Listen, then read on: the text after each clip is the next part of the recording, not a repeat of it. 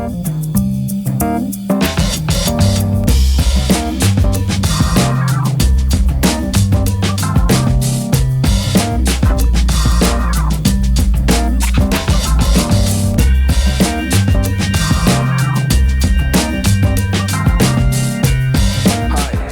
name's Edgehill.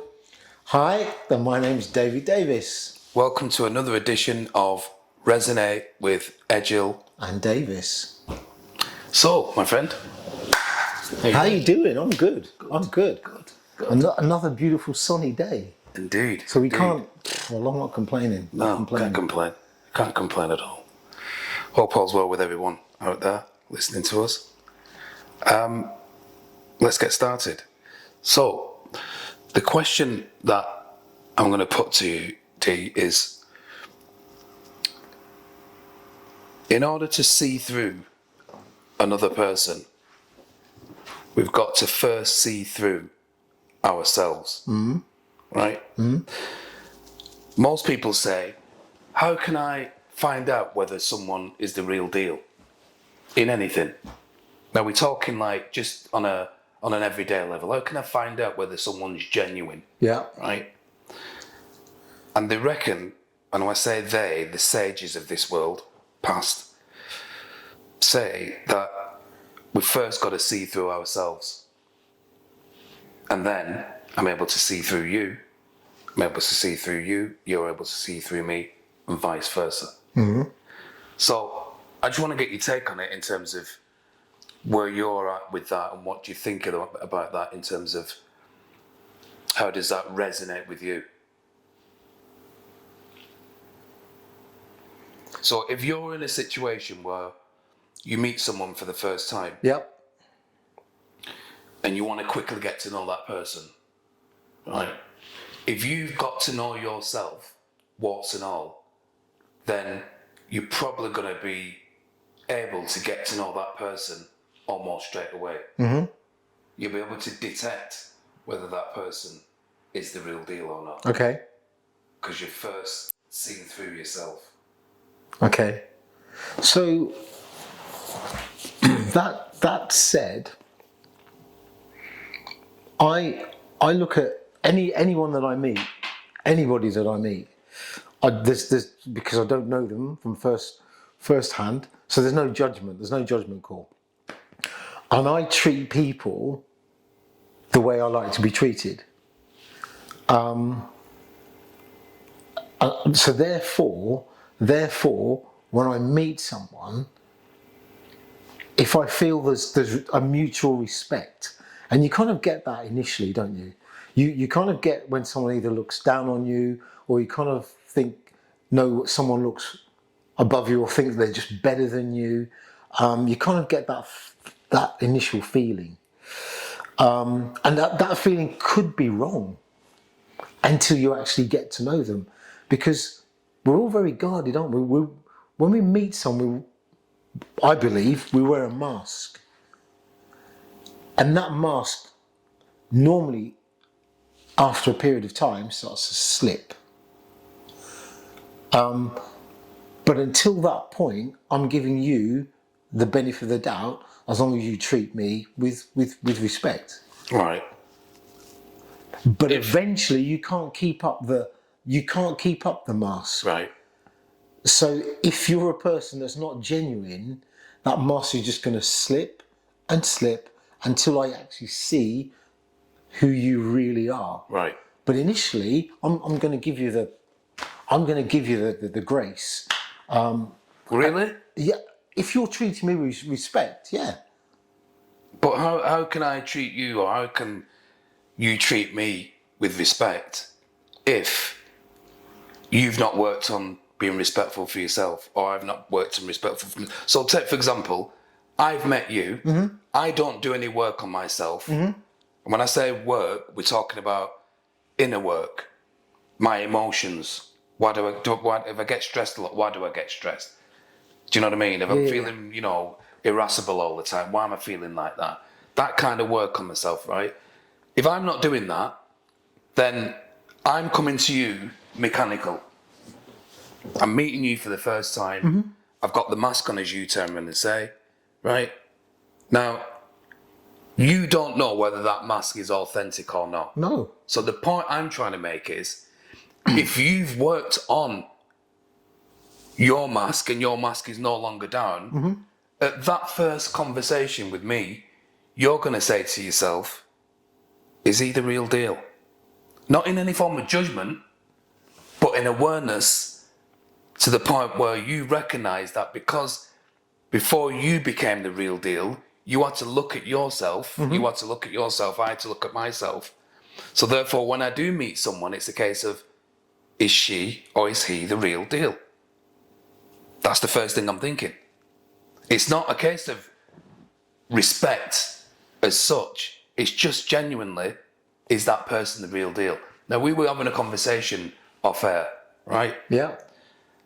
And when you was talking to me about that situation, Yeah. the first thing that went through my mind was, if, and I'm saying this detrimentally to you, I'm just saying it out loud, if you was alert, awake in that moment, even when you were describing that person, in my mind, I was thinking, not in judgment, but in awareness. What's that person's motive? Right?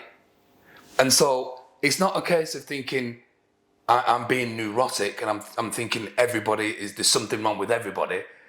I'm just thinking, before I make not even a judgment, but before I get to know this person, I've got to think that this person could not be the person that they're showing up to be. They could not be that person. So I'm going to be not guarded, not reserved, not like, oh, I'm not going to show you what. I'm just going to be mindful that you might not be who you say you are, or you might not be who you say you are. And when, as you mentioned, when that mask slips because that person's not doing any work on themselves, I don't become shocked. I'm not shocked, because then I look at it and think, I knew. Well, I wouldn't be shocked, and I wasn't shocked with that particular situation that we spoke about off air, because, and I'm not shocked when I meet other individuals or group of people that way. I'm not shocked. There's not a lot that shocks me anymore, because I believe in my awareness. Right. But it's probably in the subconscious somewhere what you've just said, but it's not at the forefront of my mind to think, is this person the real deal? But I believe it's somewhere here, Right. because you do wait for that mask at some point, Right. because I know after a few meetings, it could be 2 weeks, 3 weeks, second meeting, whatever it may be, it will slip. It will start to slip. Why do you think it will slip? What's the reason why it will slip? Do you think? If a person after a few 3 or 4 weeks, you actually think, bloody hell, he's not the person that I thought it was, or she's not the person that I thought. Yeah. Why do you think it slipped their mask? What's the reason for it? Because it's showing the true person. And can I give you just one example? Yeah. One example. So here we go. I'm going on a date. Never met this person before. She's never met me before. We hook up. Right. You're opening doors. Right. You're pulling out the chairs. Right. You're sitting down. Right. You're having great conversation. Yeah. And you're mirror imaging, whether you're doing it purposely, but everything's going so well. Right. And then the bill comes. And the bill comes and you go, no, I'm going to pay. And she's going, you sure? Yeah. But no, you pay the bill. Yeah? And then that bill's paid. And then after 2 or 3 weeks, the doors don't open. This girl finds that the doors don't open anymore. She finds that the chair doesn't get pulled out. This is the mask now. Because you're on your best behaviour. Right. When you initially meet someone, you're always on your, whether it be guarded, but your best behaviour. And then as the time goes on and you start to get either used to that individual, or you just start to think, oh, I'm slipping into my ways. But you don't even realise you're slipping into your ways, because you're not alert enough, you're not awake enough. It just happens that that mask is beginning to slip. And when the bill comes, should we split this one? And she's thinking, hang on a minute, the doors don't open anymore, the seats aren't pulled out, now I've got to pay half the bill. So maybe her expectations were high, but that's a different subject. But the facts are that mask is now gone because that's what you showed them initially, which really wasn't you. Right. But she wasn't probably awake enough or alert enough to know that you had that mask in the first place. Right. And how is she going to know that? But in my subconscious, I kind of think it's there, but I don't kind of bring it forward to think, okay, wonder what this person really, really wants Right. from me or whatever. Yeah. But I know it's there. Yeah. But I don't kind of purposely bring that forward to my mind. As I say, I'll give you the benefit of the doubt. I'm not saying everyone should do that, but we do need to kind of look within ourselves, because if we continue to let this mask slip till it falls off, and we don't like what we see, we don't like that person, and we're still involved with that person, well then we've got an issue. We've got an issue, not them, because they're just being who they are, because that's all they know. Yeah. Right. And that's kind of, when you ask me that particular question, that's the way I look at it, rightly or wrongly. I mean, you might give me another, throw something back at me where it makes me kind of think in a different way, but at the moment, that's how I'm relating to your question. But in that example that you gave, if that person, whoever it was, if that person was alert and awake within themselves and realised that this person that I'm with is now being on the best behaviour, and the only reason that person's being on their best behaviour is because they want something from me. Yeah. Right? Yeah. If they were working on themselves to be best, to be good anyway, they wouldn't be in a situation where they would want something from me in the first place. So, to use your example, paying the bill would just be paid automatically because there's no agenda, to use that word, in terms of that exchange, right? So I can be in a situation and be myself, whether it's on a Monday, whether it's on a Sunday, whatever day it is, I can be myself primarily because I've looked at myself, I've gone through the shock of looking at myself, what's and all, so therefore I can look at you, and not be judgmental, but think to myself, I wonder if this person is the real deal. I wonder. Time will tell. Yeah, Time will tell. Yeah. Time will tell.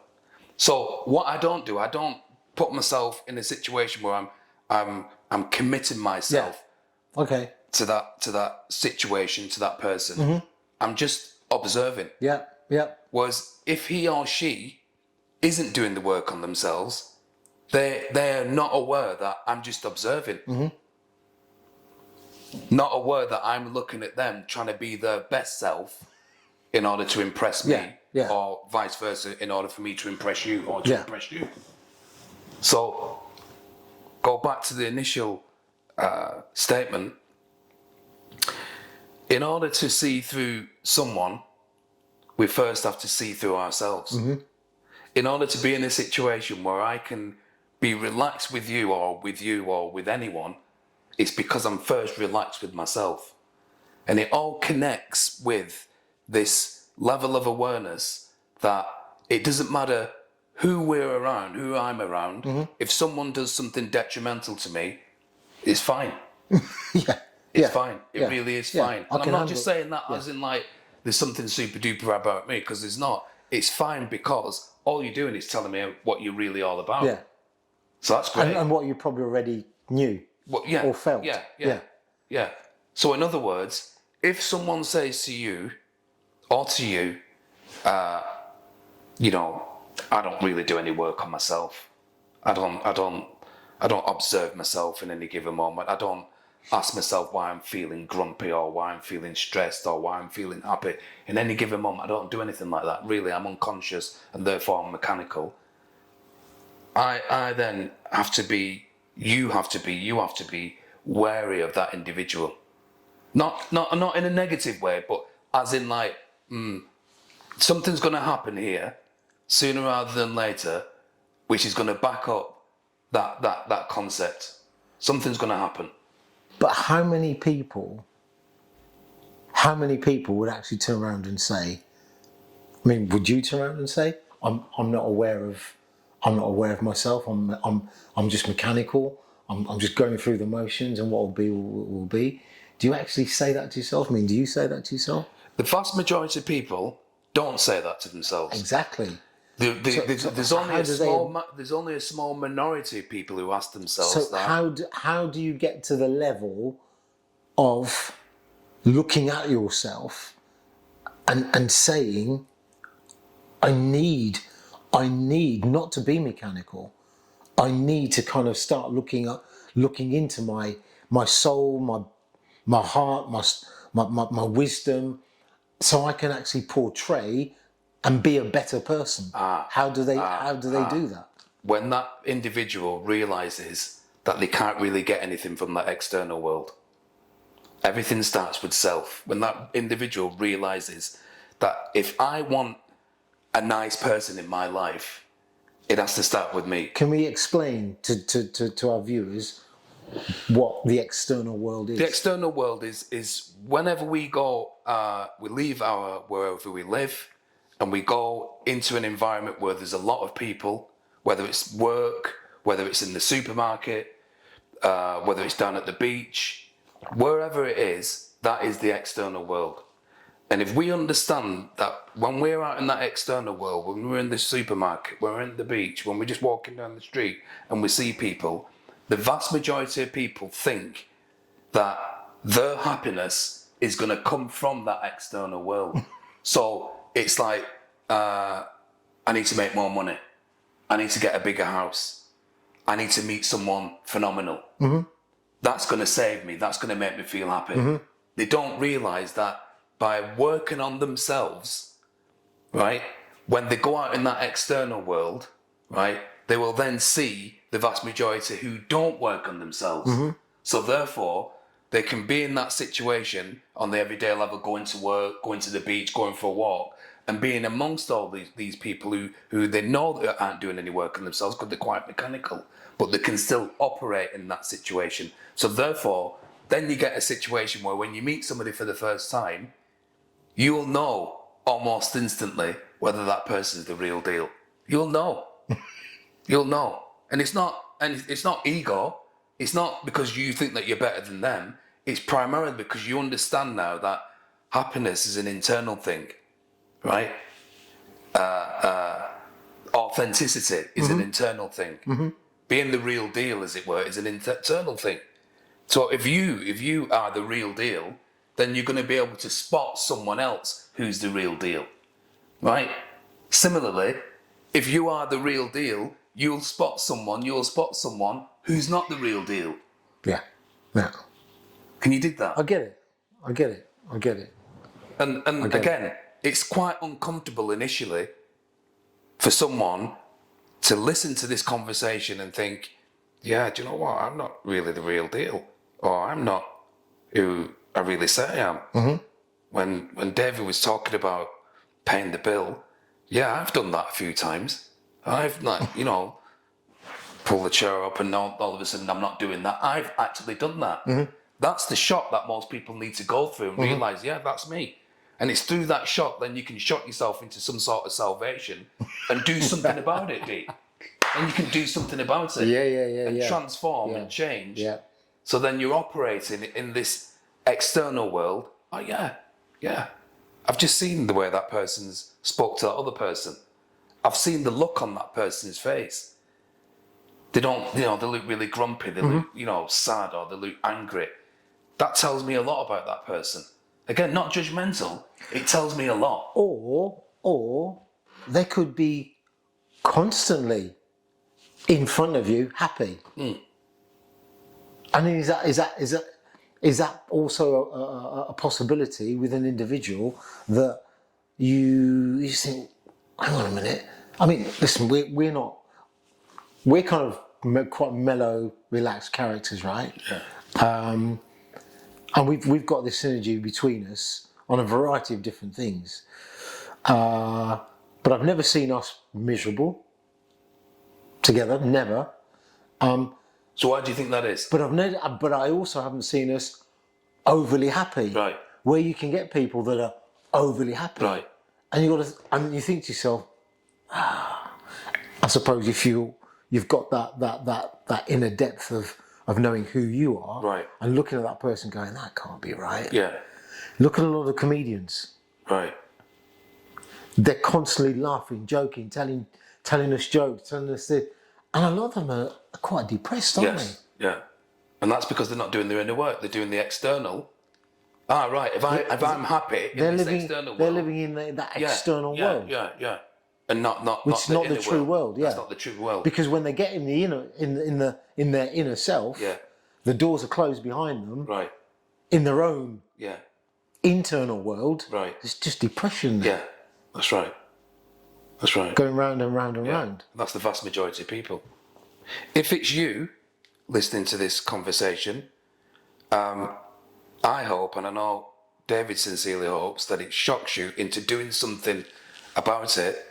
Not as in spending loads of money in order to find out this information. You can just do it right now by looking at yourself and saying, do you know what? Am I happy? Am I really happy? Why am I always miserable if I'm miserable? Why am I always stressed if I'm stressed?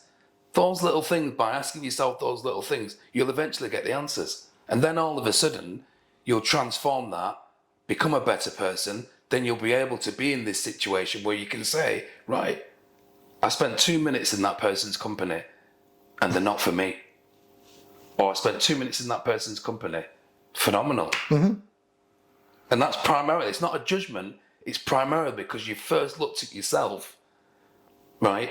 And then you can actually see through, as I mentioned right at the top, you can see through another individual, whether that's on a positive level or a negative level. Yeah, I get it now. I get it. I mean, if you look at our situation when we met through a mutual friend, and we met 3 hours later, we conversed about so many different things. Right. So many things, which on a level which had I experienced before, not put into reality. It's been there, but not put into some form of a category where I thought, wow, that's just it's like I've known you for years. That's because we're asking each other uncomfortable questions, or we're asking questions that people don't usually get asked, as we're trying to do. And if they do get asked, it's they're uncomfortable. I don't want to speak about that. Yeah. Not realising by speaking about that and looking at that, that's what's going to transform them for the better. For sure. So, before we bring this thing down for a landing, again, just to clarify, in order to see through someone else, in order for you to see through someone else, you first got to see through yourself. I've got to see through myself. You've got to see through yourself. It's a painful, when I say pain, we're not going to get like injured, but it's painful as in emotionally painful to look at it, because most of us think that we're better than who we are. Well, most of us are also scared of emotion, Yeah, right. But if you've got the courage to look, eventually that turns into real salvation. Great conversation. Hope you've enjoyed it. Until next time, look after yourself. Bye for now. From David Davis, and Edgehill. bye for now.